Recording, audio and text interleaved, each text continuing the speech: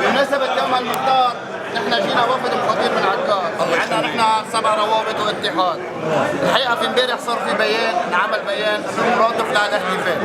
نحن بحكي عن زملائي الخطير عكار كلها سوا.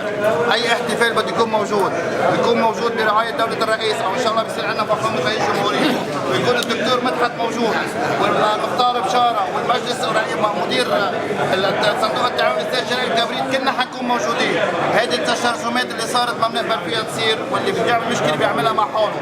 المختار بهذا العيد رح يثبت، هذا عيد رح يثبت انه هو خادم للبشر وخادم للضيعه اللي بيمثلها، ونحن معك مختار بشارة غلام، لانه بنعرف شو عملت، وبنعرف انت والدكتور مدحت شو عملتوا بالله، ان كان من البلاكات اللي على السياره للبطاقات للضمان المختار. فان شاء الله بايدنا بايدكم حنكفي سوا، وكل عام وانتم بخير. تحيه لعكار وتقدير واحترام لعكار وللشمال كله. شكرا.